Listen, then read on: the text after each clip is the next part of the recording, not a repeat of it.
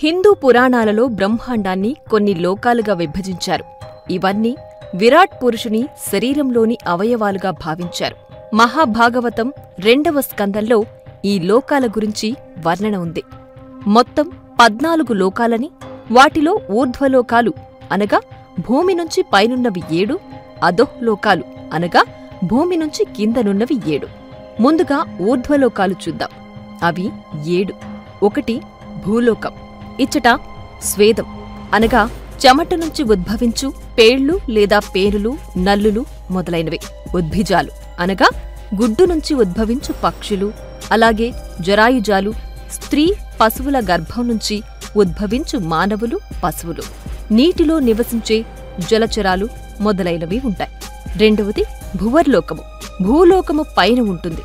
ఇచ్చట సూర్య, చంద్ర, గ్రహ, నక్షత్రాదులు, అశ్విన్యాది నక్షత్ర సదృప్యాలైన గ్రహరాశులు, సూక్ష్మ శరీరులైన కిన్నెర, కింపురుష, విద్యాధరులు కలరు. సువర్లోకము లేక స్వర్గలోకము. ఇది భువర్లోకము పైన ఉంటుంది. ఇక్కడ అధిష్టాన దేవతలు అగు ఇంద్రాదులు, దిక్పాలకులు, వర్షవాయువులు, ఐశ్వర్యాదులు కలరు. వీరితో పాటు సాధ్యులు, మహర్షులు, గంధర్వులు, అప్సరసులు కలరు. వీరు కామరూపులై భోగాలను అనుభవింతురు. వీరికి వృద్ధాప్యం, శరీర దుర్గంధాదులు ఉండవు. వీరిని క్షుత్పిసలు బాధింపవు. వీరు అయోనిజులు కావున మాతృగర్భవాసం వీరికి ఉండదు. మహర్లోకము. ఇది సువర్లోకము పైన ఉంటుంది. ఇక్కడ దేవతలు తపస్సు చేస్తుంటారు. ఎలా స్వర్గలోకంలోని దేవతలు దివ్య సుఖాలను అనుభవిస్తున్నారో అవన్నీ ఇక్కడ తపస్సు ద్వారా పరిపూర్ణంగా అనుభవిస్తుంటారు. జనోలోకము. ఇది మహర్లోకము పైన ఉంటుంది. దీనిని కొందరు సత్యలోకమని కూడా అంటారు. ఏ స్త్రీ భర్త మరణానంతరం సహగమనం చేస్తారో ఆమె పవిత్రశీల ప్రభావంతో ఆమె పతికి అన్య జన్మ ఉన్నప్పటికీ జన్మరాహిత్యం కలిగి సతీ పతులిరువురు ఈ జనలోకంలో సుఖశాంతులతో వర్ధిల్లురు. ఇక్కడ అయోనిజ దేవతలు కూడా తపమాచరిస్తుంటారు. తపోలోకము. ఇది జనోలోకము పైన ఉంటుంది. ఇది సనత్, సనక్, సనందన్ మరియు సనాతన్ అనే 4 కుమారుల నివాసం. వీళ్లు విష్ణుమూర్తి యొక్క మొదటి అవతారాలు. వీరు అమరత్వం కలిగి 5 సంవత్సరాల చిన్నపిల్లల రూపంలో ఉంటారు. వారు బ్రహ్మలోకానికి, మిగతా లోకాలకు సులభంగా వెళ్లివస్తారు. ఇక్కడ అయోనిజ దేవతలు కూడా నివసిస్తారు. పంచభూతాలు, పంచేంద్రియాలు వీరి అధీనంలో ఉంటాయి. కైలాసం, వైకుంఠం, మణిద్వీపం, స్కందలోకం ఇచ్చటనే కలవు. ఈ లోకం సర్వదా సుగంధ ద్రవ్యాలతో, సువాసనలతో, శాంతియుతంగా, సాంద్రానందంతో కూడి ఉంటుంది. భూలోకంలో ఎవరెవరు ఏ ఏ దేవతామూర్తులను ఉపాసిస్తారో ఆయా మూర్తుల రూపాలతో ఇక్కడ తపం ఆచరిస్తున్నారు. ఈ రీతిగా వారు కల్పాంత కాలం అక్కడనే ఉండి కర్మానుసారం భూలోకంలో తిరిగి జన్మించి మరలా పవిత్ర తపాలు ఆచరించి ఎప్పుడు మహాప్రళయంలో సర్వం లయమగునో అప్పుడు వీరు కూడా జన్మరాహిత్యం పొందుదురు. సత్యలోకం. ఇది తపోలోకము పైన ఉంటుంది. ఇక్కడ సృష్టికర్త అయిన హిరణ్య గర్భుడు బ్రహ్మ అను ఒక అధికారిక పురుషుడు ఆ పదవిని అనేకానేక కల్పాలనంతరం ఒక్కొక్కరు పొంది తమ ఆయువు తీరినంతనే బ్రహ్మంలో లయమవుతారు. ప్రస్తుత బ్రహ్మకు మొదటి అర్ధభాగం తీరినది.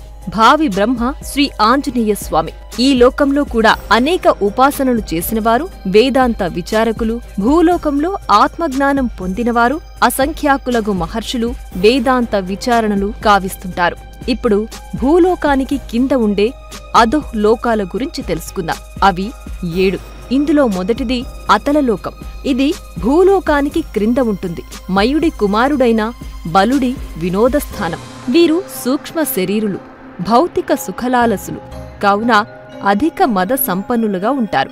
వితలలోకం. ఇది అతలలోకం క్రింద ఉంటుంది. ఇక్కడ హటకేశ్వరుడు అనగా శివుడు భవానీ అమ్మవారితో వినోదిస్తుంటాడు. హాటకి నదీ జలాలతో తయారైన సువర్ణంతో అసుర స్త్రీలు అలంకరించుకుంటూ ఉంటారు. సుతలలోకం. ఇది వితలలోకం క్రింద ఉంటుంది. సప్త చిరంజీవులలో ఒకరైన మహాపురుషుడు బలిచక్రవర్తి ఇక్కడే ఉన్నాడు. బలిచక్రవర్తి స్వర్గంలో ఉండే ఇంద్రుడు అనుభవించే భోగాల కన్నా ఎక్కువ భోగాలను అనుభవిస్తూ వైభవంగా పాలిస్తుంటాడు. తలాతలలోకం. ఇది సుతలలోకం క్రింద ఉంటుంది. ఇక్కడ యక్షులుంటారు. అలకానగర పరిపాలకుడు కుబేరుడు యక్షులకు రాజు. వీరు అన్ని లోకాలలో ఉన్న గుప్త నిధులను రక్షిస్తుంటారు.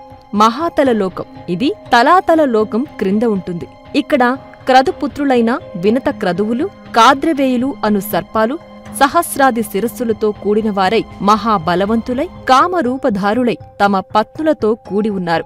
రసాతల లోకం, ఇది మహాతలలోకం క్రింద ఉంటుంది. ఈ లోకంలో పరమేశ్వరునితో సంహరించబడిన దానవేంద్రులైన త్రిపురాసురులు, మాయ విద్యలో నేర్పురులైన అసురులు, రాక్షసులు నివసిస్తారు. ఇక్కడ మయుడు రాక్షసులుండే పట్టణాలను నిర్మిస్తుంటాడు. దానవ దైత్యులు, నివాత కవచులు, కాలకీయులు ఉంటారు. వీరంతా మహాసాహసవంతులు. పాతాళలోకం, ఇది రసాతలలోకం క్రింద ఉంటుంది.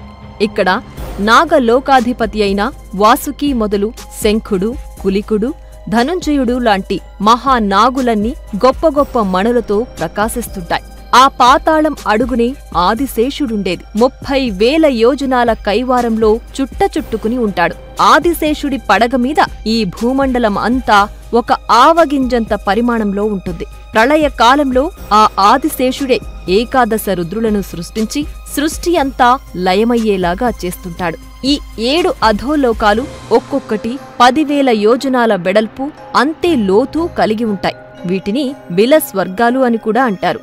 ఈ లోకాల్లో కూడా కామ, భోగ, ఐశ్వర్యాలు స్వర్గలోక వాసులకు లభించినట్లే ఇక్కడి వారికి లభిస్తుంటాయి. ఈ లోకాలన్నింటినీ మయుడు నిర్మించాడు. అంతులేని కామభోగాలను నిరంతరం అనుభవిస్తూ ఉండడమే ఈ లోకవాసుల పని. ఊర్ధ్వలోకాల వారికి ఉన్నట్లు ఇక్కడి వారికి మాత్రం సూర్యరశ్మి ఉండదు. అయితే సర్పాల మణులు దేదీప్యంగా కాంతులీనుతూ ఈ లోకాలలో వెలుగును ప్రసరింపజేస్తుంటాయి. ఇక్కడి వారంతా వ్యాధులకు, వార్ధక్యానికి, మానసిక బాధలకు దూరంగా ఉంటారు. మొత్తంగా ఇది 14 లోకాల గురించిన సమగ్ర సమాచారం.